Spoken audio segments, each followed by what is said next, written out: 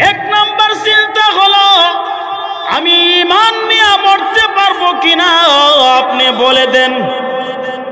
বলে দেন হে রাবিয়া তুমি ঈমান নিয়ে মরতে পারবি, কথা আপনি বলে দেন। হাসান বসরি বলল রাবিয়া গো তুমি ঈমান নিয়ে মরতে পারবি কিনা, এই কথা আমি কিভাবে বলবো? আমি নিজে ঈমান নিয়ে মরতে পারবো কিনা এই কথা যেই রাত্রিতে স্মরণ হয় এই রাত্রিতে আমারও ঘুম হয় না। তাহলে এই চিন্তা আমার দূর করতে পারলেন না একটা বাত।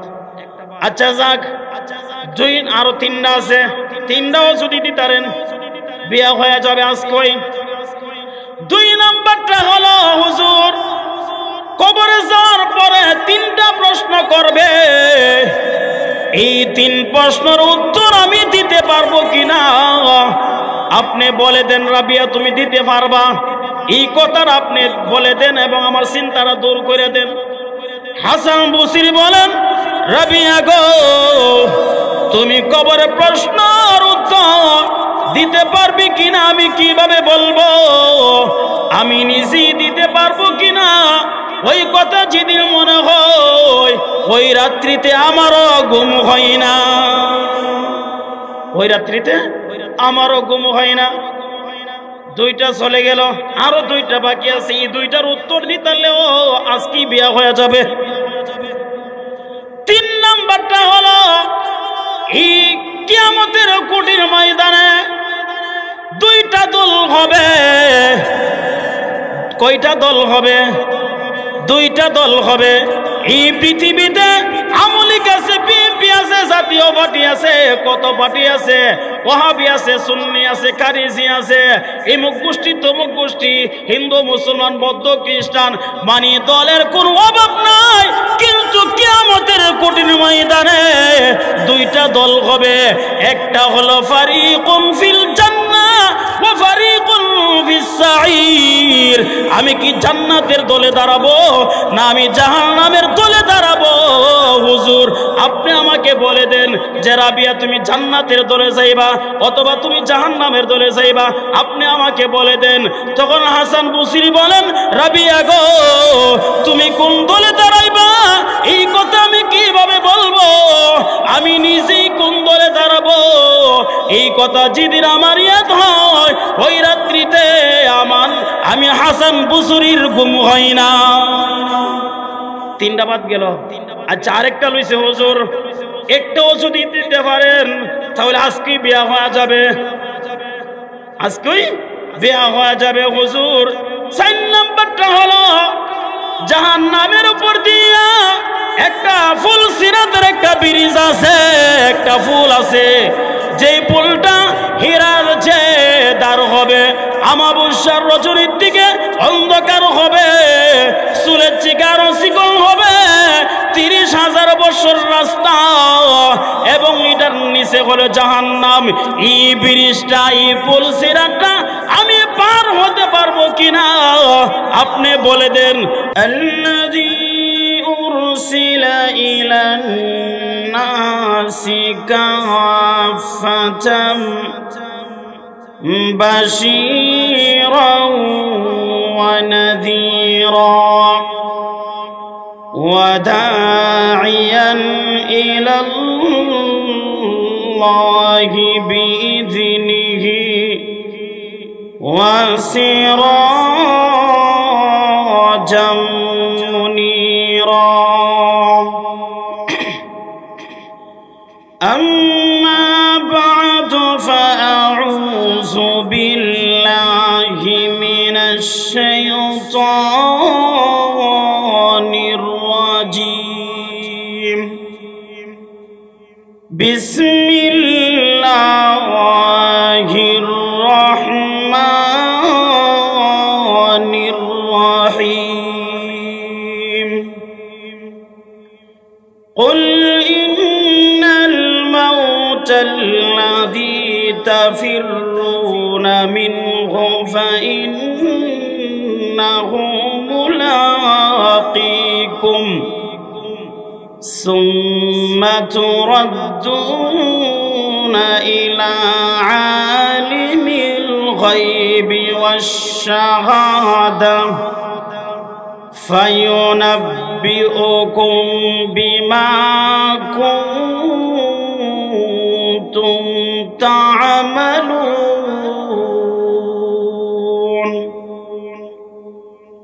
وقال رسول الله صلى الله عليه وسلم كفى بالموت واعدا أو كما قال عليه الصلاة والسلام. চুনটা মধ্যপাড়া আল আনসার যুব কাফেলার উদ্যোগে 2 দিন ব্যাপী 11তম বার্ষিক ইসলামী মহাসম্মেলন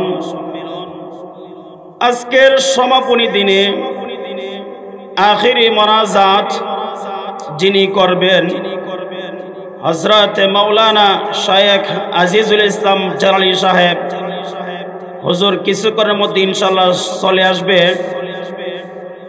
এই সমাপনী দিনের দ্বিতীয় অধিবেশনে আমি আপনাদের সামনে মহাগ্রন্থ আল কোরআন থেকে একখানা আয়াতে কারিমা তেলাওয়াত করেছি। রাসূল আরবি সাল্লাল্লাহু আলাইহি ওয়াসাল্লামের অসংখ্য হাদিস থেকে একখানা হাদিস আমি পাঠ করেছি। এই আয়াত এবং হাদিসকে সামনে রেখে আপনাদের সামনে আমি কিছু কথা তুলে ধরার চেষ্টা করব। আল্লাহর কাছে তৌফিক চাই, ওমা তৌফিক ইল্লা বিল্লাহ। মুহতারাম হাজিরিন, আমি যে আয়াতে কারিমা তেলাওয়াত করেছি এই আয়াতের মধ্যে মহান আল্লাহ রাব্বুল আলামিন পৃথিবীর মানুষকে একটা মেসেজ দিয়েছে। এই মেসেজটা হলো আল্লাহ বলেন, তোমরা মরণ থেকে যতই পলায়ন করো না কেন মরণ অবশ্যই তোমার সঙ্গে সাক্ষাৎ করবে। আমরা কেউ মরতে চাই না, কিন্তু মরণ থেকে আমরা কেউ বাঁচতে পারি না। আর আমাদের জান কবজ করার জন্য, আমাদের রূহ নেওয়ার জন্য যে আজরাইলকে যেই ফেরেশতাকে দায়িত্ব দিয়েছে ওনার নাম কি? আজরাইল আলাইহিস সালাতু ওয়াস সালাম। ওনাকে মানুষ সৃষ্টি করার আগে ওনাকে দায়িত্ব দিয়েছে। মানুষকে সৃষ্টি করার আগে ওনাকে দায়িত্ব আল্লাহ রাব্বুল আলামিন দিয়েছে। এটা কিভাবে? ইমাম কুরতুবী রাহমাতুল্লাহি আলাইহি তাসকিয়াতুল কুরতুবীর মধ্যে লেখে, আল্লাহ রাব্বুল আলামিন যখন ইচ্ছা করলেন, ইরাদা করলেন মানুষ সৃষ্টি করবে, মানুষ বানাবে, জিবরাইল আলাইহিস সালাতু ওয়াস সালামকে আল্লাহ রাব্বুল আলামিন জমিনের মধ্যে পাঠাইলেন।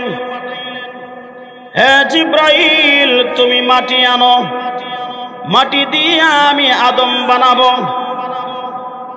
জিবরাইল আলাইহিস সালাতু ওয়াস সালাম যেই মাত্র জমিনের মধ্যে হাত রাখলেন মাটি নেওয়ার জন্য, মাটি কাঁদতে আরম্ভ করলো।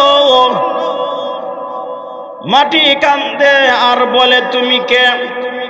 জিবরাইল বলে, আনা জিবরাইল, আমি হইলাম জিবরাইল। কি জন্য এসেছো? জিবরাইল আলাইহিস সালাতু ওয়াস সালাম বলে যে আল্লাহ আমাকে পাঠাইছে মাটি নেওয়ার জন্য। এই মাটি দিয়ে আল্লাহ নাকি আদম বানাবে। জমিন কাঁদতে আরম্ভ করলো, হে জিবরাইল, আমি জানতে পেরেছি, আমি বুঝতে পেরেছি, ওই মাটি দিয়ে আদম বানাবে। আদমের সন্তানেরা গুনার কাজ করে, নাফরমানির কাজ করে, তারা জাহান্নামে চলে যাবে। অতএব আমার একটা অংশ জাহান্নামে যাবে, আমি জমিন কোনোদিন বরদাস্ত করতে পারবো না। এইভাবে কাঁদতে আরম্ভ করলেন। জিবরাইল আলাইহিস সালাতু ওয়াস সালামের মায়া লাগছে, উনি মাটি ছাড়াই চলে গেছে। আল্লাহ রাব্বুল আলামিন বলেন, হে জিবরাইল, তুমি কি মাটি আনছো? না আল্লাহ আমি মাটি আনি নাই। কি জন্য আল্লাহ না, আল্লাহ কান্দাকাটি করছে, আমার মায়া লাগছে, এই জন্য মাটি ছাড়াই আমি চলে আসছি। আল্লাহ রাব্বুল আলামিন আবার দ্বিতীয় দফে হযরত মিকাইল আলাইহিস সালাতু ওয়াস সালামকে পাঠাইলেন মাটি আনার জন্য। মিকাইল আলাইহিস সালাতু ওয়াস সালাম তিনি যখন আয়েশা জমিনের মধ্যে হাত রাখলেন, জমিন আবার কাঁদতে আরম্ভ করলো, না আমাকে নিও না, যেই মাটি দিয়ে আদম বানাবে ওই আদমের সন্তানেরা নাফরমানির কাজ করে তারা জাহান্নামে যাবে, অতএব আমার একটা অংশ জাহান্নামে যাবে, আমি জমিন কোনোদিন বরদাস্ত করতে পারবো না। মিকাইল আলাইহিস সালাতু ওয়াস সালাম চলে গেলেন। এরপরে আল্লাহ রাব্বুল আলামিন ইসরাফিল আলাইহিস সালাতু ওয়াস সালামকে পাঠাইলেন। ইসরাফিল আলাইহিস সালাতু ওয়াস সালাম আয়েশা এমন ভাবে আবার মাটি ছাড়াই ফেরত গেলেন। 4 নম্বরে আল্লাহ রাব্বুল আলামিন হযরত আজরাইল আলাইহিস সালাতু ওয়াস সালামকে পাঠাইলেন, রে আজরাইল তুমি জমিন থেকে মাটি গ্রহণ করো, ওই মাটি দিয়া আমি আদম বানাবো। আজরাইল আলাইহিস সালাতু ওয়াস সালাম যেই মাত্র জমিনের মধ্যে হাত দিলেন, জমিন আবার কাঁদতে আরম্ভ করলো। তখন আজরাইল আলাইহিস সালাতু ওয়াস সালাম বলেন, রে জমিন তুমি কাঁদতেছো, আমার কাছে তুমি রোনাজারি করতেছো, তুমি আমার কাছ থেকে বাঁচার জন্য আমার কাছে তুমি দোহাই দিতেছো। না রে জমিন, তোমার কথা আমার জন্য মানা নফল, মানলে মানতেও পারি, না মানলে কোনো অসুবিধা নাই, কিন্তু যেই মহান আল্লাহ রাব্বুল আলামিন আমাকে হুকুম দিয়েছে মাটি নেওয়ার জন্য, ওনার হুকুম মানা আমার জন্য ফরজ। এই বলে আজরাইল আলাইহিস সালাতু ওয়াস সালাম জমিনের মধ্যে এমন ভাবে তাফা দিলেন, তাফসীর কিতাবের মধ্যে লেখে আজরাইল আলাইহিস সালাতু ওয়াস সালামের তাফার মধ্যে 1 মণ 2 মণ নয় 40 মণ মাটি উঠেছে। আজরাইল আলাইহিস সালাতু ওয়াস সালাম মাটি নিয়ে আল্লাহ রাব্বুল আলামিনের কাছে হাজির হইলেন যে আল্লাহ আমি মাটি আনছি। আল্লাহ রাব্বুল আলামিন বলেন, রে আজরাইল জমিন কি কোনো কান্নাকাটি করে নাই? আল্লাহ করছে, কিন্তু মায়া লাগে নাই। আল্লাহ বলেন, রে আজরাইল এখনো আদম সৃষ্টি করি নাই, মানুষ এখনো আমি সৃষ্টি করি নাই, এরপর তুমি এত পাষাণ দেখাইছো। আমি আল্লাহ আগ থেকে তোমাকে একটা দায়িত্ব দিতে চাই। এই দায়িত্বটা হলো আমি যে আদম বানাবো, এই আদমের সন্তানদের রূহ বের করার জন্য আমি তোমাকে মনোনীত করব। আজরাইল আলাইহিস সালাতু ওয়াস সালাম বলে, আল্লাহ না, এই দায়িত্ব আমাকে দিয়েন না। কি জন্য? আমি পয়গম্বরদের রূহ আনতে যাব, পয়গম্বরের উম্মতেরা কান্নাকাটি করবে যে আল্লাহ তোমার আজরাইল আমার নবীকে নিয়ে গেছে।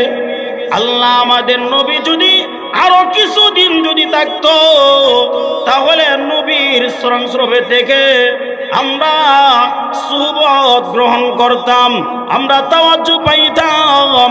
এমন ভাবে তোমার কাছে যদি মামলা দিয়ে যে আল্লাহ তোমার আজরাইল আমাদের পয়গম্বরকে নিয়ে গেছে, আল্লাহ আজরাইলের বিচার করো। ওই সময় তুমি যদি উম্মতের মামলা তুমি যদি গ্রহণ করো, বলো না আমি আজরাইলের ওই সময় কোন অবস্থা হবে। শুধু তা না, অনেক সময় মা গর্ভধারণ করবে, বাচ্চা মার খুন যাইতেছে, শাহাদাতের খুনের মতন খুন যাইতেছে। এই রক্ত মাখা অবস্থায় তুমি বলেছ, রে আজরাইল আজরাইল এই বাচ্চার রূহটা তুমি বের করে দাও। যখন মা যদি রক্ত মাখা অবস্থায় যদি তোমার কাছে যদি মামলা দেয় যে আল্লাহ তোমার আজরাইল আমার সন্তানটাকে নিয়ে গেছে, ওই সময় তুমি যদি মামলা গ্রহণ করো, বলো না আমি আজরাইলের কোন অবস্থা হবে। শুধু তা না, কোন সময় আমি গার্জেনদেরকে মাতা পিতাকে আনতে যাব, সন্তানেরা বলবে যে আল্লাহ আমার মা বাবা যদি আরো কিছুদিন যদি থাকতো তাদের খেদমত করতাম, আল্লাহ তাদেরকে আমরা যত্ন করতাম, কিন্তু এই সুযোগ তোমার আজরাইল দিল না। আমার মা বাবাকে নিয়ে গেল, আমার গার্জেনকে নিয়ে গেল। ওই সময় তুমি যদি সন্তানের মামলা তুমি যদি গ্রহণ করো, বলো না ওই সময় আমি আজরাইলের কি অবস্থা হবে। আল্লাহ বলেন না আজরাইল তোমাকে কেউ দোষারোপ করবে না, কারণ আমি প্রত্যেকটা মানুষকে পৃথিবীর থেকে আনার আগে আমি আল্লাহ কিছু উসিল্লা পাঠাইয়া দিব। মানুষে উসিল্লার দিকে তাকাইয়া তুমি আজরাইলকে কেউ দোষারোপ করবে না। এই পর্যন্ত কি শুনছেন যে আজরাইলকে কেউ বলছে যে আজরাইল আপনার হুজুর লয়ে গেছে গা, আজরাইল আমার বাপের লয়ে গেছে গা। কে বলছে? কিভাবে? কেমনে মরছো? পানিত ফুইরা মরে গেছে গা, এই কথা কই নাই। কেমনে মারা গেছো? এক সিরিন কইরা মারা গেছে। কেমনে মারা গেছে? প্যারালাইসিস হইছেন মারা গেছে। কেমনে মারা গেছো? ক্যান্সার হইছেন মারা গেছে। হয়নি? কেমনে মারা গেছে? পেটে ব্যথায় মারা গেছে। আজরাইল কথা কেউ কয়? আজরাইল কথা কেউ বলে না। আল্লাহ বলেন এই কথাটাই, হে আজরাইল তুমি রূহ বের করার আগে আমি আল্লাহ উসিল্লা দুনিয়াতে পাঠাইয়া দিব। মানুষে উসিল্লার দিকে তাকাইয়া তুমি আজরাইলকে কেউ দোষারোপ করবে না। এই জন্য ভাইয়ার আমার, আমি যে আয়াতে কারিমা তেলাওয়াত করেছি এই আয়াতের মধ্যে মহান আল্লাহ রব্বুল আলামিন বলেন তোমরা মরণ থেকে যতই পালন করো না কেন, মরণ অবশ্যই তোমার সঙ্গে সাক্ষাৎ করবে। এই জন্য কবি বলেন মাউতু কাসিন কুল্লু নাসিন শারিবু কবর বাইতিন কুল্লু নাসিন দাখিলু। প্রত্যেকটা মানুষের মৃত্যু বরণ করতে হবে, প্রত্যেকটা মানুষের কবরেও সইতে হবে। সবারই মৃত্যুবরণ করতে হবে, সবারই কবরে সইতে হবে। এই জন্য আল্লাহ এক আয়াতের মধ্যে বলেন ওয়ালি কুল্লি উম্মাতিন আজাল ফাইযা জাআ আজালুহুম লা ইস্তাখিরুনা সাআতাও ওয়া লা ইস্তাকদিমুন। আল্লাহ রাব্বুল আলামিন বলেন আমি প্রত্যেকটা মানুষকে নির্দিষ্ট একটা হায়াত দিয়েছি, নির্দিষ্ট একটা সময় দিয়েছি। কাউকে 20 বছর, কাউকে 10 বছর, কাউকে 1 ঘন্টা, কাউকে 50 বছর, কাউকে 60 বছর, 70 বছর, 100 বছর, এমন ভাবে আমি নির্দিষ্ট একটা সময় দিয়েছি।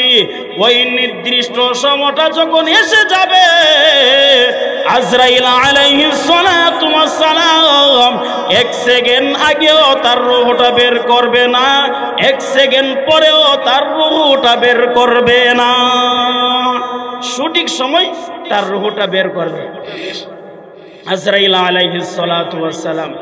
এই জন্য ভাইয়ার আমার, এই পৃথিবীর থেকে আমরা সবাই চলে যাব, কেউ থাকতে পারবো না।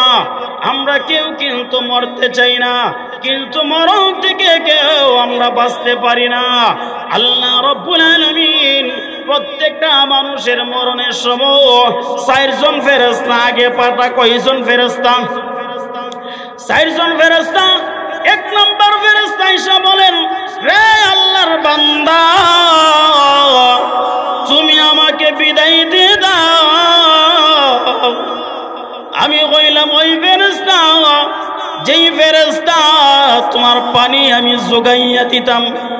এই পৃথিবীতে কত পানি আছে, নদী নালা কাল বিলে পুকুরের মধ্যে, টিউবওয়েলের মধ্যে, আটলান্টিক মহাসাগরে পানির কোনো অভাব নাই, কিন্তু তোমার জন্য আল্লাহ সেই পানিটা বরাদ্দ রেখেছিল। আমি তামাম পৃথিবী খুঁজে দেখি আর এক ফোঁটাও তোমার জন্য কোনো পানি নাই। আমাকে বিদায় দিয়ে দাও, আমি চলে যাই। ফেরেশতা চলে যায়। চলে যাওয়ার পরে আরেকজন ফেরেশতা আসে, আয়েশা বলেন, রে আল্লাহর বান্দা, তুমি আমাকে বিদায় দিয়ে দাও। আমি হইলাম ওই ফেরেশতা যেই ফেরেশতা তোমার লোকমা আমি জোগাইয়া দিতাম, খাবার জোগাইয়া দিতাম। এই পৃথিবীতে খাবার অভাব নাই, গোডাউন পড়ে আছে, কিন্তু তামাম পৃথিবী আমি তালাশ করে দেখি তোমার জন্যই পৃথিবীতে আর একটা লুকমা খাবারও নাই, অতএব আমারও ডিউটি নাই, তুমি আমাকে বিদায় দিয়ে দাও। এই ফেরেশতা চলে যায়। ভাইয়ার আমার 3 নম্বর আরেকজন ফেরেশতা আসে, আয়েশা বল, রে আল্লাহর বান্দা, তুমি আমাকে বিদায় দিয়ে দাও। কি জন্যে? আমি হইলাম ওই ফেরেশতা যেই ফেরেশতা তুমি যে জমিন দিয়া চলাফেরা করতা, তুমি নে বলতা এতখানি আমার বাড়িটা এত বড়, এই মার্কেটটা আমার, সেই মার্কেটটা আমার, কিন্তু এই পৃথিবীর মধ্যে জায়গা জমিনের কোনো অভাব নাই। আমি খুঁজে খুঁজে দেখেছি এই পৃথিবীতে তুমি যে এক কদম জায়গা রাখবা, এই জায়গাটা এই জমিনের মধ্যে নাই, অতএব তুমি আমাকে বিদায় দিয়ে দাও। এই ফেরেশতাও চলে যায়। 4 নম্বর আরেকজন ফেরেশতা আসে, আয়েশা বলে, রে আল্লাহর বান্দা, তুমি আমাকে বিদায় দিয়ে দাও। তুমি কোন ফেরেশতা? আমি হইলাম ওই ফেরেশতা তুমি যে শ্বাস নিতা নাক দিয়া, তুমি যে অক্সিজেন নিতা। এই পৃথিবীর মধ্যে বাতাসের অভাব নাই, অক্সিজেনের অভাব নাই, কিন্তু আমি তামাম পৃথিবী তালাশ করে দেখি তোমার জন্য আল্লাহ যেতটুকু বরাদ্দ রেখেছিল এতটুকু শেষ, আর তোমার জন্য ইঞ্চি পরিমাণ আর বাতাস অক্সিজেন বাকি নাই। আমাকে বিদায় দিয়ে দাও, আমি চলে যাই। এই ফেরেশতা চলে যাই। আরেকজন ফেরেশতা আসে, আসার পরে ওই ফেরেশতা একটা আমলনামা নিয়ে আসে। ওই আমলনামাটা যখন বান্দার চোখের সামনে যখন তুলে ধরে, তখন দেখবেন সাকরাতের সময় সাকরাতগ্রস্ত রোগী এই দিকে ওই দিকে তাকাই, গার মুড়াইয়া দেখছেননি? আপনারা দেখছেননি মরণের আগ মুহূর্তে অনেক ব্যক্তিরা এমন ভাবে চোখ আর এমন ভাবে চাই। আমরা বলি শেষবারের মতো দেখে নিতেছে, না না, শেষবারের মতো না। ওনার যে আমলনামা ওনার চোখের সামনে তুলে ধরেছে, উনি শর্মিন্দা আল্লজ্জিত হইয়া উনি ওই দিকে তাকাইয়া দেখে, না যেন কেউ যেন আমার আমলনামা আনি দেখে ফেলে। আমি যে গুনাহ করছি লুফাইল্লা আড়ালে, কেউ নি দিক খেলা, কেউ তো দেখছেন না, অমনি দিক খেলায়, এখনই দিক খেলায়, এমন ভাবে গার মোড়ায়। এই চলে পাইয়ার আমার এই ফেরেশতা যখন আমলনামা দেখা, যদি নেককার হয় তাহলে মুস্কি হাসি দেয়, কালিমা নসিব হয়। অনেকে মুস্কি হাসি দিয়া পৃথিবীর দিকে বিদায় হয়, আবার অনেকে দেখবেন মুস্কি হাসি দেওয়া বিদায় হয়। এমন দেখছেননি? আছে। কিন্তু এই জন্য কবি বলেন, এমন জীবন কররে গঠন, মরণে তুমি হাসিবে, তুমি কাঁদিবে ভুবন। এমন জীবন কাঁদিবে তুমি, হাসিবে ভুবন। এমন জীবন গঠন করিও না, এমন একটা জীবন গঠন করো। আল্লাহর রাসূল বলছে এমন একটা জীবন গঠন করো যেই মরণকালে তুমি হাসবে আর তাম পৃথিবীর মানুষ তোমার জন্য কাঁদবে। লোকটা বড় ভালো ছিল, লোকটা বিদায় হয়ে গেছে, লোকটা এমন শান্ত ছিল, কার কাঁচলালে ভাড়া দিছে না। আল্লাহর রাসূল বলেন এমন ভাবে 10 জন মুমিন যদি সাক্ষী দেয় লোকটা খুব ভালো ছিল, আল্লাহর রাসূল বলেন এই লোকের যত অপরাধ আছে 10 জন মুমিনের সাক্ষী ঠিক রাখতে গিয়া আল্লাহ তাআলা তার সমস্ত অপরাধ মাফ করে দেয়। সুবহানাল্লাহ। আর যদি বলে আমরা শান্তি দিছে না, এ মরছে ভালো হইছে, হ্যাঁ মরছে কি হইছে ভালো হইছে, এলাকাটা শান্তি হইছে, মহল্লাটা কি হইছে শান্তি হইছে, মরছে ভালো হইছে, তাহলে তুমি কানতে কানতে যাইবা, কানতে কানতে যাইবা। এই জন্য ভাইয়ার আমার এমন জীবন গঠন করা যাবে না, কারণ মানুষ এই পৃথিবীতে প্রত্যেকটা মানুষ কাঁদতে কাঁদতে আসে। দেখবেন প্রত্যেকটা বাচ্চাই কিন্তু কান্দে, আসার সময় কান্দে, আবার যাওয়ার সময় কেউ হাসতে হাসতে পৃথিবীর থেকে চলে যায়, আবার কেউ কাঁদতে কাঁদতে চলে যায়। আইছিল কান্দা, আবার যাওয়াও কান্দা, কিন্তু আবার কেউ আসার সময় কান্দাইছিল, আবার যাওয়ার সময় হাসতে হাসতে চলে গেছে। কারণ হইল সুন্দর জিন্দগি গঠন করছে পৃথিবীতে আল্লাহ রাব্বুল আলামিন। এরপরে আজরাইল আলাইহিস সালাতু ওয়াস সালামকে 500 ফেরেশতা দিয়ে এই পৃথিবীর মধ্যে পাঠাইবে। কয়শো ফেরেশতা? 500 ফেরেশতা ওই সাকরাতগ্রস্ত রোগীকে চাপ দিয়া ধরবে। আমরা নে শুনি যে মরণকালে কত কষ্ট হয়।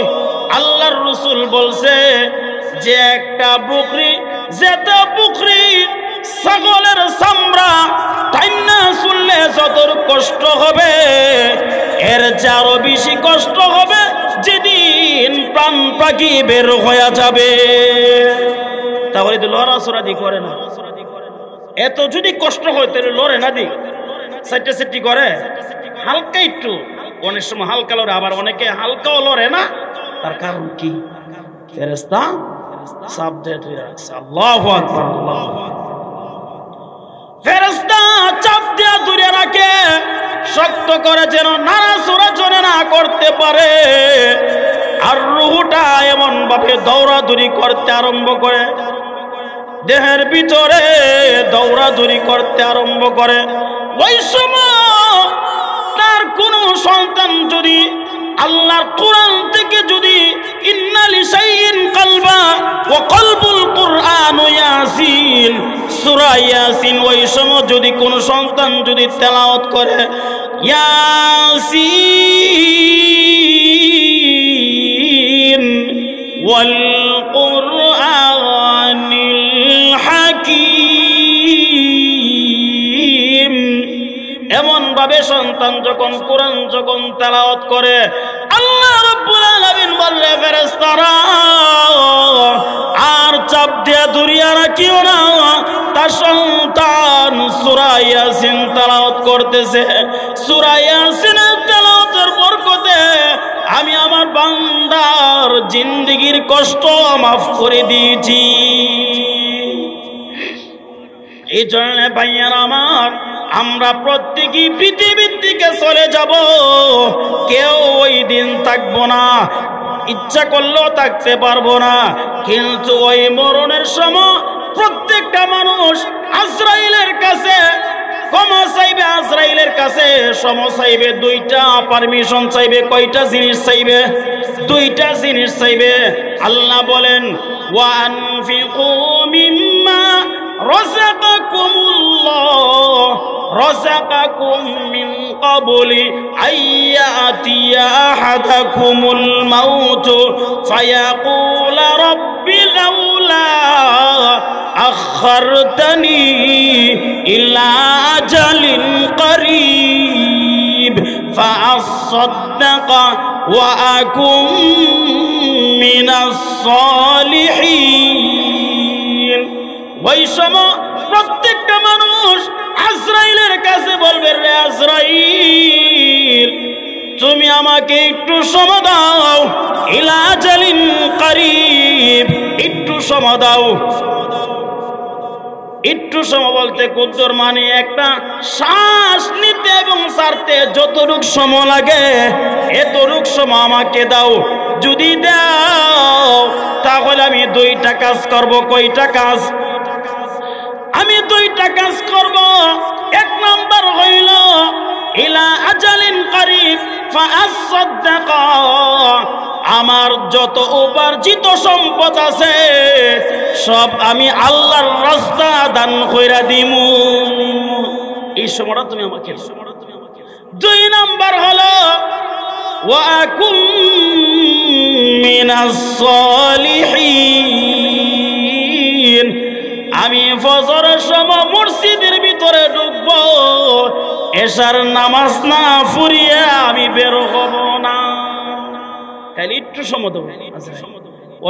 ওই সময় চাইলে কোনো কাম হবে না, কোনো কাম হবে না। এই জন্য ভাইয়ার আমার, আমরা প্রত্যেকেই চলে যাব, কেউ থাকবো না এই পৃথিবীতে, আমরা কেউ থাকবো না, প্রত্যেকেই চলে যাইতে হবে।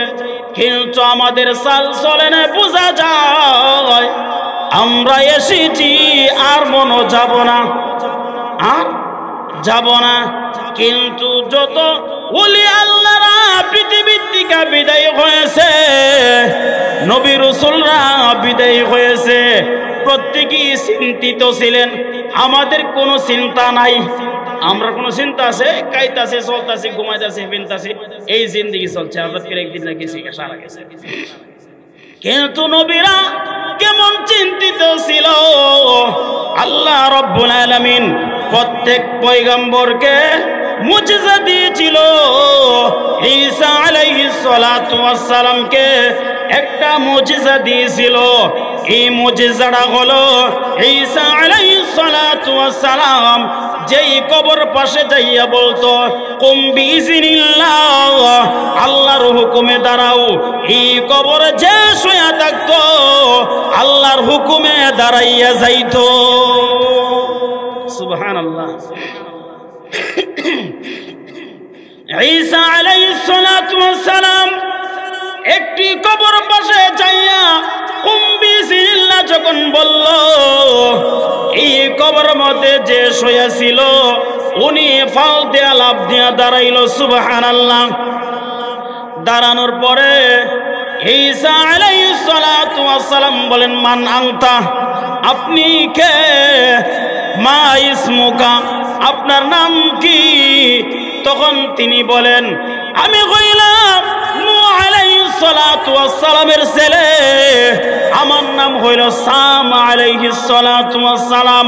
অর্থাৎ আমার বাবা নবী, আমিও নবী। যখন ঈসা আলাইহিস সালাতু ওয়াস সালাম বলেন, ভাই সাম, ঈসা, তখন ঈসা আলাইহিস সালাতু ওয়াস সালাম বলেন, ভাই সাম, তুমি যদি নূহ আলাইহিস সালাতু ওয়াস সালামের সরে যদি হইয়া থাকো, আর সাম আলাইহিস সালাতু ওয়াস সালাম যদি হইয়া থাকো, তাহলে তুমি তো ইব্রাহিম আলাইহিস সালাতু ওয়াস সালামের আগের নবী। কার আগের নবী? ইব্রাহিম আলাইহিস সালাতু ওয়াস সালামের আগের নবী। আগের নবী যদি হয়ে থাকো তাহলে তোমার চুল দাড়ি ফাটলো কি লিগা? ইব্রাহিম আলাইহিস সালাতু ওয়াস সালামের আগে যত মানুষ আসছিল এরা 1000 বছর বাঁচলেও চুল দাড়ি ফাটছে না। সুবহানাল্লাহ কইতেন না? 1000 বছর বাঁচলেও কি হইছে না? চুল দাড়ি ফাটছে না। আর চুল ফাঁকনাইছে হযরত ইব্রাহিম আলাইহিস সালাতু ওয়াস সালাম থেকে। ইব্রাহিম আলাইহিস সালাতু ওয়াস সালামের যত ইব্রাহিম আলাইহিস সালাতু ওয়াস সালামের পরে যত মানুষ আসছে এর থেকে খালি চুল ফাঁক না, মানে একটু বুড়া হলে কি হয়? চুল ফাঁকে। আর এর আগে যত মানুষ আসছিল কেউ চুল দাড়ি কি হইছে না? ফাঁকছে না। তাহলে তো আপনি তো ওই আগের নবী, তাহলে আপনার চুল দাড়ি ফাঁকলো কি? সামা আলাইহিস সালাতু ওয়াস সালাম বলেন, ভাই ঈসা, তুমি যখন আমার কবর পাশে আসিয়া বলেছ হুম বিইজনিল্লাহ, আল্লাহর হুকুমে দাঁড়াও, তখন আমি মনে করেছি কিয়ামতের কঠিন ময়দান কায়েম হয়ে গেছে, হাসর মাঠ কায়েম হয়ে গেছে। আমি কি নিয়ে আল্লাহর কাছে হাজির হব, আল্লাহর কাছে আমি কি জবাব দিব? এই যে আমি টেনশন করতেছি, ওই কবর থেকে আসতে তোমার পর্যন্ত আসতে গিয়া এই টেনশনের ভিতরে আমার চুল দাড়ি পেকে গেছে। তাহলে বোঝা গেল টেনশন করলে কি হয়, চুল দাড়ি পাহে। টেনশন যখন বেশি করে অল্প বয়সে চুল দাড়ি। আপনি তো আগের নবী, তাহলে ভাইয়ের আমার, নবীর যদি এত পরেশানি হয় আল্লাহর কাছে কি জবাব দিবে?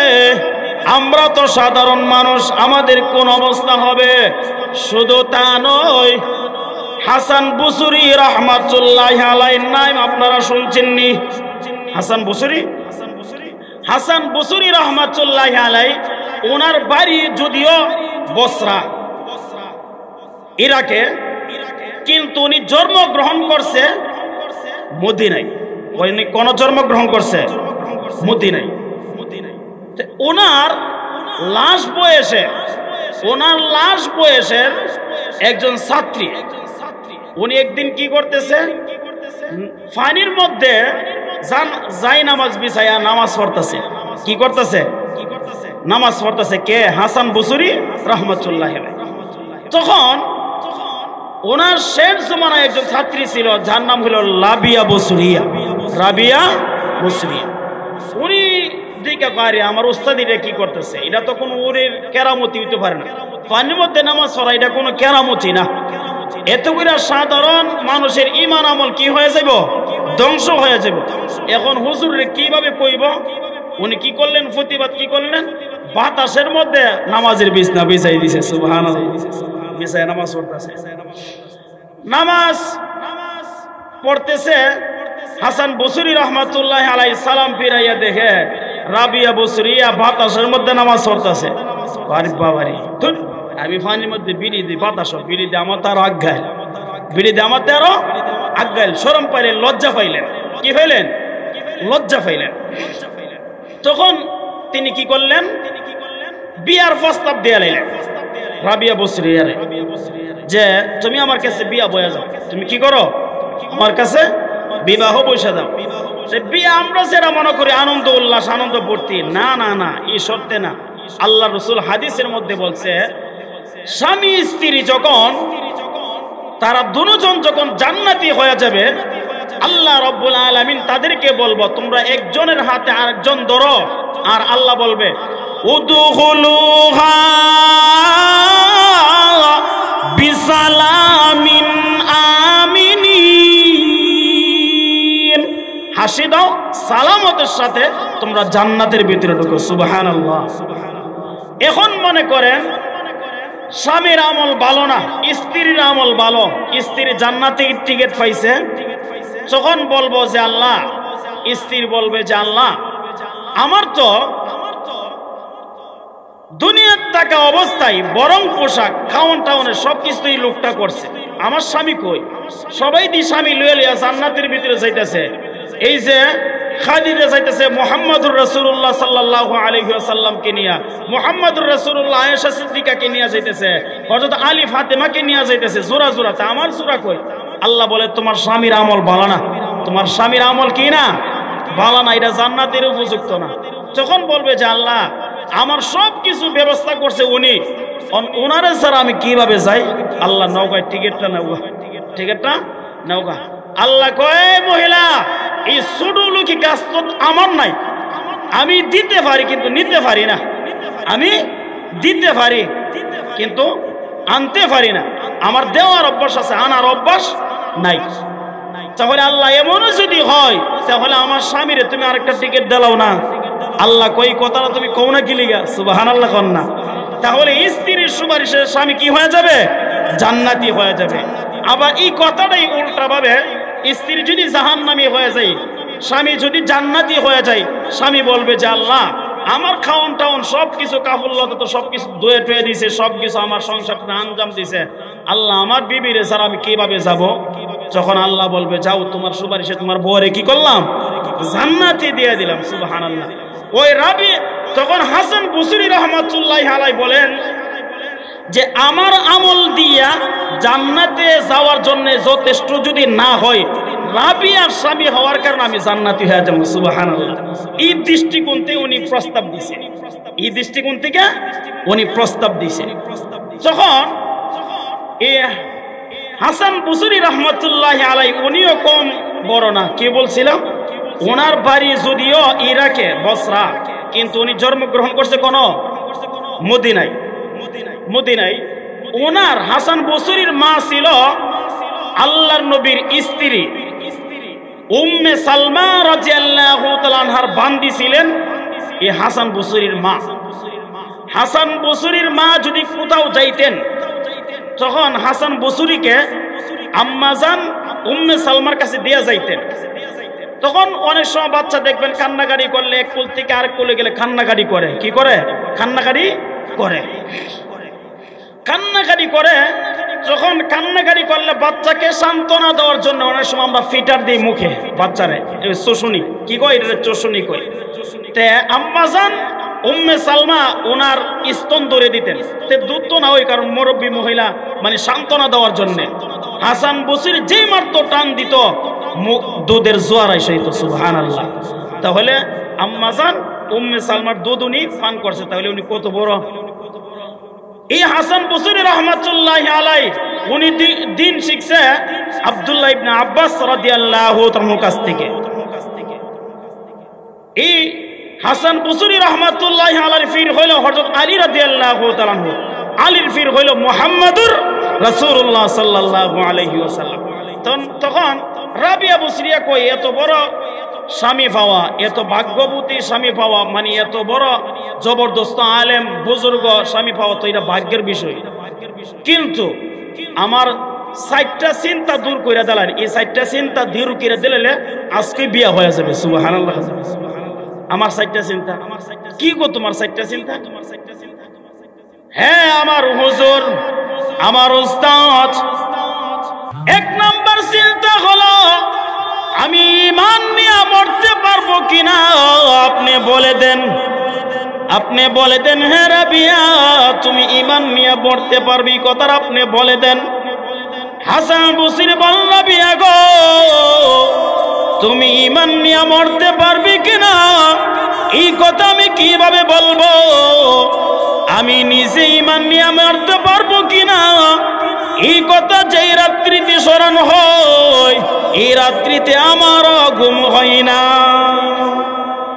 তাহলে এই চিন্তা আমার দূর করতে পারলেন না একটা বাত।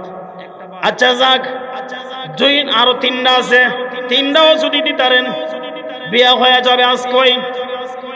2 নাম্বারটা হলো হুজুর কবরে যাওয়ার পরে 3টা প্রশ্ন করবে, এই 3 প্রশ্নের উত্তর আমি দিতে পারবো কিনা আপনি বলে দেন। রাবিয়া তুমি দিতে পারবা, এই কথাটা আপনি বলে দেন এবং আমার চিন্তাটা দূর করে দেন। হাসান বসরি বলেন রাবিয়া গো তুমি কবরে প্রশ্নের উত্তর দিতে পারবি কিনা আমি কিভাবে বলবো? আমি নিজেই দিতে পারবো কিনা ওই কথা যেদিন মনে হয় ওই রাত্রিতে আমারও ঘুম হয় না, ওই রাত্রিতে আমারও ঘুম হয় না। 2টা চলে গেল, আরো 2টা বাকি আছে। এই 2টার উত্তর দিতে আজকে বিয়া হয়ে যাবে। 3 নাম্বারটা হলো এই কিয়ামতের কঠিন ময়দানে 2টা দল হবে। কয়টা দল হবে? 2টা দল হবে। এই পৃথিবীতে আমলি আছে, বিএনপি আছে, জাতীয় পার্টি আছে, কত পার্টি আছে, ওয়াহাবি আছে, সুন্নি আছে, কারিজি আছে, এমুক গোষ্ঠী তমুক গোষ্ঠী, হিন্দু মুসলমান বৌদ্ধ খ্রিস্টান, মানে দলের কোন অভাব নাই। কিন্তু কিয়ামতের কঠিন ময়দানে 2টা দল হবে। একটা হলো ফারিকুন ফিল জান্নাহ ওয়া ফারিকুন ফিস সাঈর, আমি কি জান্নাতের দলে দাঁড়াবো না আমি জাহান্নামের দলে দাঁড়াবো? হুজুর আপনি আমাকে বলে দেন যে রাবিয়া তুমি জান্নাতের দলে যাইবা অথবা তুমি জাহান্নামের দলে যাইবা, আপনি আমাকে বলে দেন। তখন হাসান বসরি বলেন, রাবিয়া গো তুমি কোন দলে দাঁড়াইবা এই কথা আমি কিভাবে বলবো? আমি নিজেই কোন দলে দাঁড়াবো এই কথা যেদিন আমার ইয়াদ হয় ওই রাত্রিতে আমি হাসান বসরির ঘুম হয় না। তিনটা বাদ গেল। আচ্ছা আরেকটা লইছে হুজুর, একটাও যদি দিতে পারেন তাহলে আজকেই বিয়া হওয়া যাবে, আজকেই বিয়া হওয়া যাবে হুজুর। 4 নাম্বারটা হলো জাহান্নামের উপর দিয়া একটা ফুল সিরাতের একটা ব্রিজ আছে, একটা ফুল আছে, যেই পুলটা হীরার চেয়ে দার হবে, আমাবস্যার রজনীর দিকে অন্ধকার হবে, চুলের চিকার চিকন হবে, 30,000 বছর রাস্তা এবং এটার নিচে হলো জাহান্নাম। এই ব্রিজটা এই পুল সিরাতটা আমি পার হতে পারবো কিনা আপনি বলে দেন। যখন আমাদের বাটফারি কিসা বলে কইলে তো রাবিয়া এই ফুল সিরাতের চিন্তা কইরো না, ফুল সিরাতের চিন্তা কইরো না, আমি তো আছি, আমি তো তোমার তারায় নেব, রাজি হয়ে যাও গা, রাজি হয়ে যাও, বিয়াটা রাজি হয়ে যাও গা, এই ফুল সিরাতের চিন্তা কইরো না। আমাদের দেশে বন্ডরা হইল এটা হইল, বন্ডরা এটা হইল। এক বন্ড এক চৌধুরী সাহেবের মরিদ করছে, কারে মরিদ করছে? চৌধুরী সাহেবের মরিদ করছে। তো চৌধুরী সাহেব মানে একজন জমিদারের মরিদ করছে। আর জমিদারে কয়, বাবা আপনি দিকালি দিন দিন কালে শুকাইতে আছে, কাই শুকাইতাম না, ফুল সিরাতের ফুল তরারে লইয়া কিভাবে আমি ফাইরুমো? প্রতিদিন ঘরের ভিতরে রশি টাঙ্গাইয়া, রশি মোড়া নাসি কম, হ্যাঁ মোড়া রশি বলে, মোড়া একটু শুনতাছ রশি, এই রশি আমি এটা দিয়া ফাইরা ফাইরা মানে এটা দিয়া ফার হই, রশিটা টাঙ্গাইয়া এক মাথা থেকে আরেক মাথায় আমি যাই, মানে এখান থেকে আমি কিরিং দিতেছি তরারে কিভাবে ফুল সিরাতের ফুল ফায়ার কইরা দামো। এই যে রাত্রি যে তরারে নিয়ে যে টেনশন করি এবং ফায়ার হয় রাত্রে তোর ঘুমাইতারি না, এই জন্য আমার শরীরটা ভাঙিয়া গেছে। আরে বাবা আমাদের জন্য আপনি এত কষ্ট করেন, আমাদের জন্য আপনি এত কষ্ট করেন। আচ্ছা হুজুর আমাদের জন্য যেহেতু এত কষ্ট করেন, এই আমার এখানে 25 কের জায়গা আছে, এর মধ্যে নদীর পারে 4 কানি জমি আছে, 25 মন কইরা দানো, এই 4 কানি জমির হুজুর আপনারে দাঁড়াইলাম, আপনি আমরা লাগে এত কষ্ট করুন। বাট ফারে কয় ফিসাবে কয়, যে উদ্দেশ্য কইছিলাম কাম হয়েছে, যে উদ্দেশ্য কইছিলাম কাম হয়ে গেছে গা। আচ্ছা দেখাইতে না জমিনডি তো আমার দেখাই তুইব, জমিন হয়ে গেছে। এইবার তো অভ্যাস আছে কেতার আইলে দা যাই, তো অভ্যাস আছে গিরসের ওখানে যারা 9 মাসে 6 মাসে যারা বছর আইলে দা জানা, এরা যাই লেগে ফিরে যাইব কানি। কেতার আইল কি হাই রোডের মতন মোড়া না চিকন? মুড়িদের তো অভ্যাস আছে বেড়া ধুইরে দিতেছে গা, ফির সাহেবের তো আর অভ্যাস নাই। বেড়া কয়েকখানি যাওয়ার পরে ওই গুটি দিয়া ফেহের মধ্যে ফুইরা গেছে। তুই আমার কি মরি দে, তুই আমার ফালাই যাইতেছিস গা, দেখ ফুইরা গেছে গা। ও আপনি যে বাট ফারির আর বোঝার বাকি নাই, আপনার রাত্রির বেলা আপনি রশি টেঙ্গাই আপনি টিডিং দেন ফুল সিরাত ফুল ফাইরিবার লেগা, আর ওখানে ইরিকে তার আইলে আপনি ফাইরিতারেন না, কারণ বাকি দাও আমি ফেকের ভিতরে ঢুকাই দিব, বাকি দাও কি করুম ফের ভিতরে ঢুকাই দিব।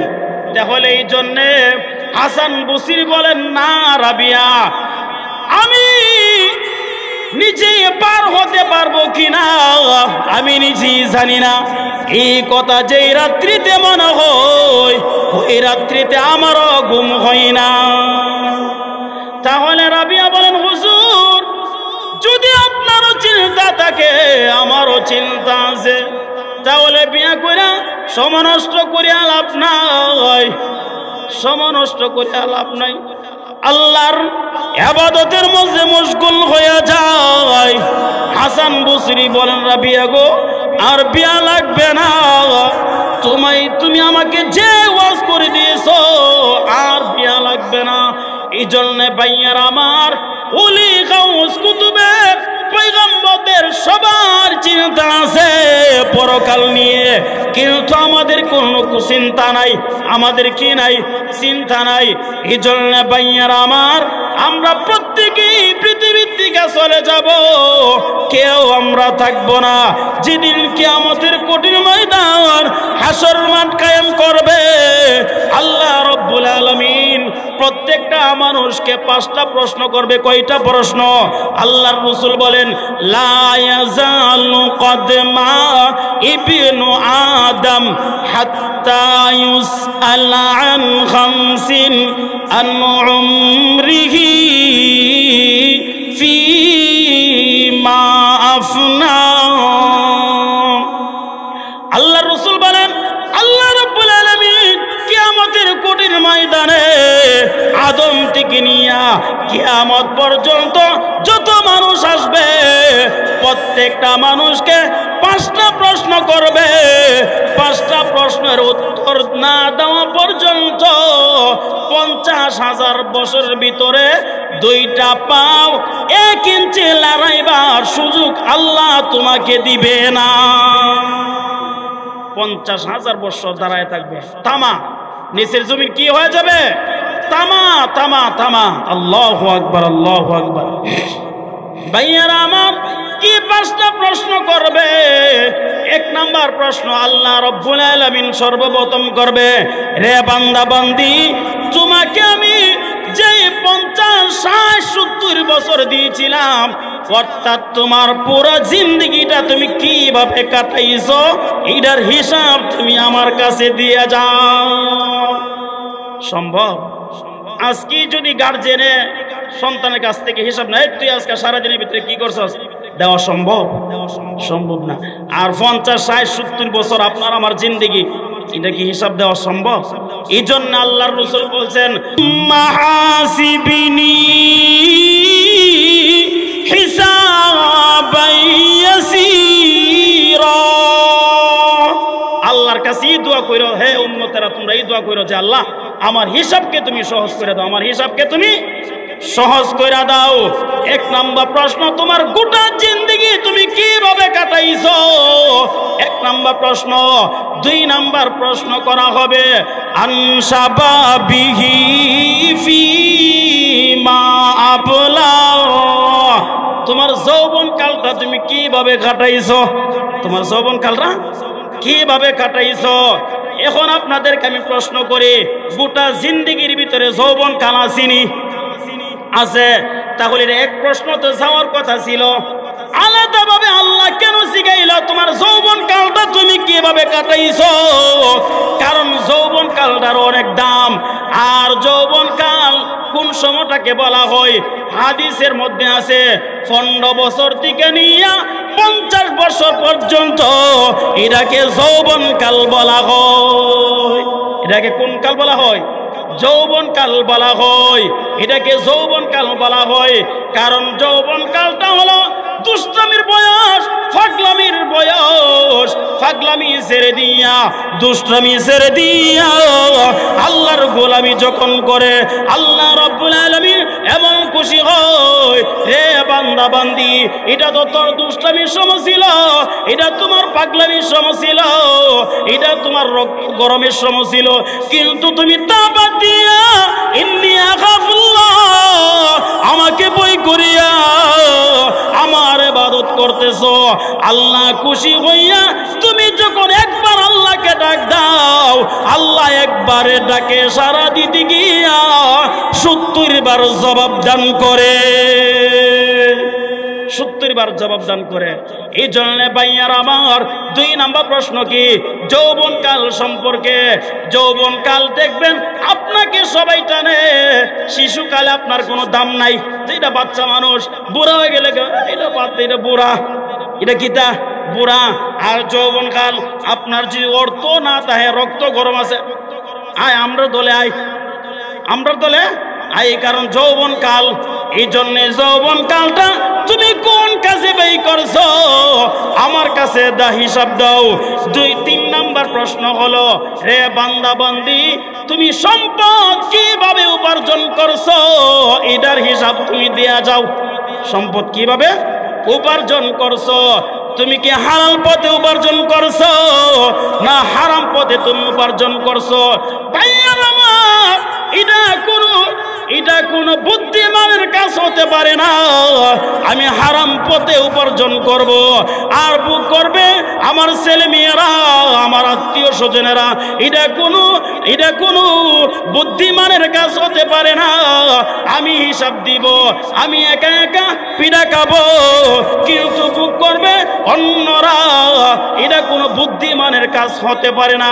আল্লাহ বলেন, আল্লাযীনা ইয়াযকুরুনাল্লাহা কিয়ামান ওয়া কুউদাও ওয়া আলা জুনুবিহিম ওয়া ইয়াতাফাক্কারুনা ফি খালকিস সামাওয়াতি ওয়াল আরদ রব্বানা মা খালাকতা হাযা বাতিলা সুবহানাকা ফাকিনা আযাবান নার। বুদ্ধিমান তো ওই সমস্ত লোকেরা যারা আমার সৃষ্টিকে নিয়ে যারা গবেষণা করে এবং জাহান্নামের বয়ে যারা কান্দে, তারাই হলো আসল বুদ্ধিমান। তারাই হলো কি আসল বুদ্ধিমান। আজকে আমাদের সমাজের মধ্যে যে বেশি টিহা কামাইতে এবেলা হালাল হোক আর হারাম হোক, মানে টিহা ওইলি হয়েছে। গার্জেনে হেরি গুরুত্ব, গার্জেনে হেরি গুরুত্ব। আরে ভাই টিহা তো সবাই কামা, টিহা কেন না কামা? যারা নষ্টামি করে হেরা টিহা কামা না। টেহারা তোমার টেহারা হালাল কি না এটা দেখবা, টাকাটা হালাল কি না এটা দেখবা তুমি আগে। হালাল যদি 1 টাকা হয় আলহামদুলিল্লাহ, আর হারামের মধ্যে কোনো আরাম নাই। আমাদের সমাজের মধ্যে এগুলা হালাল হোক আর হারাম হোক, মানে টিহা হইলি হইছে আমাদের সমাজের আজকে অবস্থা। এই জন্য ভাইয়ান আমার, আল্লাহ রাব্বুল আলামিন কিয়ামতের কঠিন ময়দানে 3 নাম্বার কোন প্রশ্ন করবে যে তুমি সম্পদ কিভাবে উপার্জন করছো। 4 নাম্বারটা হবে তুমি সম্পদ আবার কিভাবে ব্যয় করছো। সম্পদ আবার কিভাবে ব্যয় করছো, ভালো কাজে না বুড়া কাজে? তাহলে ভাইয়ারা আমার 4টার মধ্যে 2টোই কিন্তু সম্পর্কে ধন সম্পর্কে, যে কিভাবে উপার্জন করছো আবার কিভাবে ব্যয় করছো। এই জন্য ভাইয়ার আমার চিন্তা ফিকির করে চলাফেরা করার দরকার, চলাফেরা করার দরকার, চিন্তা ফিকির করে। কারণ আমরা পৃথিবীতে এসেছি, প্রত্যেকেই চলে যাব, কিন্তু পৃথিবীতে এসেছি, পৃথিবীতে চলতে গেলে কিছু অর্থের প্রয়োজন আছে না নাই? আছে। কিন্তু এই অর্থর মোহাব্বত আমার অন্তরে ঢুকানো যাবে না, আমার অন্তরে ঢুকানো যাবে না। অর্থের মোহাব্বত আমার অন্তরে ঢুকানো যাবে না। কারণ আল্লাহর রাসূল এটা মহিলার সাথে এটা তুলনা দিয়েছে। কিভাবে? সাহাবীরা হযরত ওমর রাদিয়াল্লাহু তাআলা এক্সাম্পল দিয়েছে, হে পৃথিবীর মানুষেরা, এই পৃথিবীতে নৌকা আছে, নৌকা কি পানি ছাড়া চলে না? শুকনা দিয়া চলে, কিতান দিয়া চলে, পানি দিয়া চলে। আবার এই পানি যখন নৌকাটার ভিতরে ঢুকে যায়, নৌকাটা কিন্তু ডুবে যায়। নৌকাটা ডুবিনি। কুমিল্লার এই সাইডে দেখো নৌকা কিল্লা গেছে, আমরা কি কই নৌকা ডুবে গেছে।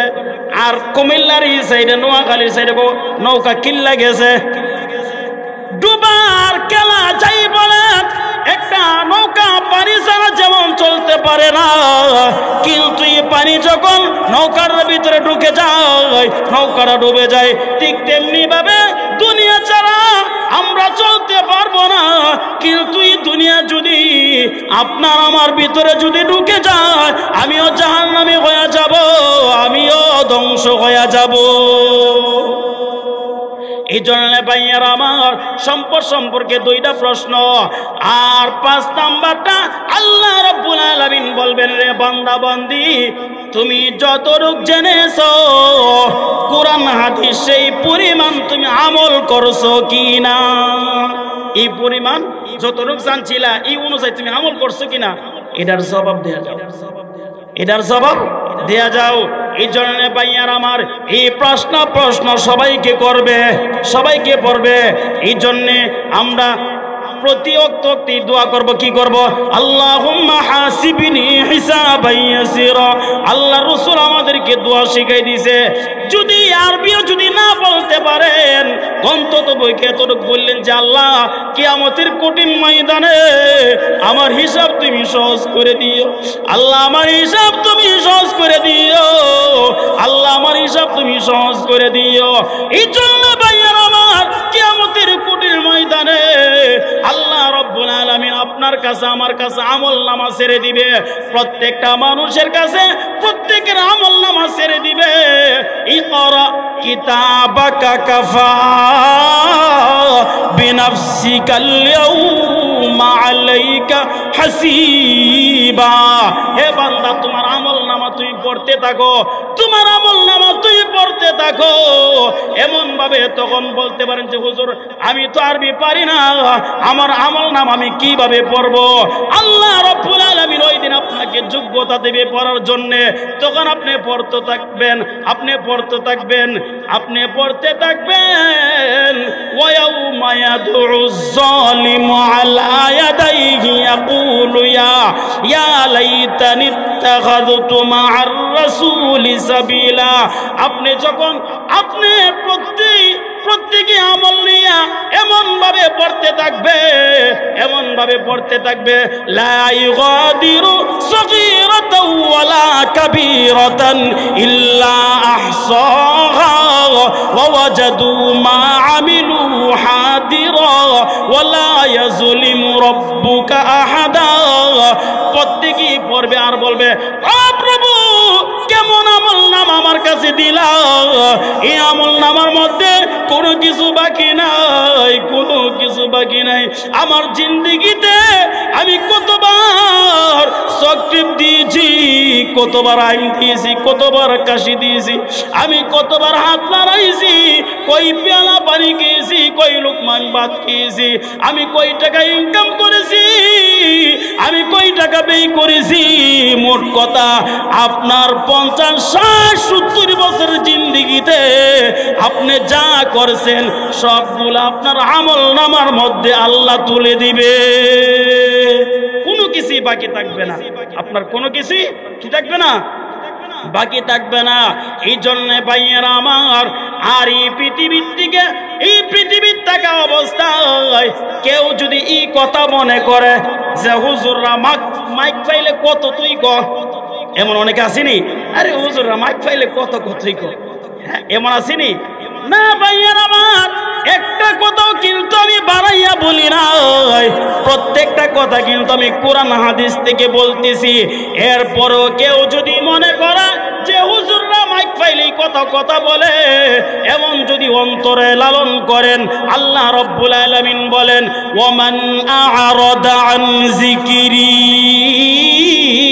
فإن له معيشة ضنكا ونحشره يوم القيامة أعمى قال رب لم حشرتني أعمى وقد كنت بصيرا قال كذلك أتتك آياتنا فنسيتها وكذلك اليوم تنسى। যারা কোরআন হাদিসের কথা মিথ্যা বলতো, যারা বলবে যে কোরআন হাদিস মিথ্যা বা হুজুররা মাইক পাইলে কত কিছুই বলতে পারে, যাদের অন্তরে এই কথা আছে, আল্লাহ রাব্বুল আলামিন কিয়ামতের কঠিন ময়দানে তাদেরকে হাসর মাঠে অন্ধ বানাইয়া উঠাবে। মোট কথা হচ্ছে আল্লাহ তাআলা আমাদেরকে কোরআন সুন্নাহ অনুযায়ী চলার তৌফিক দান করুক, এবং আমি যেই বিষয়ে আলোচনা করেছি এই বিষয়ের উপরে আল্লাহ তাআলা আমাদেরকে আমল করার তৌফিক দান করুক। সবাই বলেন আমিন। ওয়া আখিরু দাওয়ানা আনিল হামদুলিল্লাহি রাব্বিল আলামিন।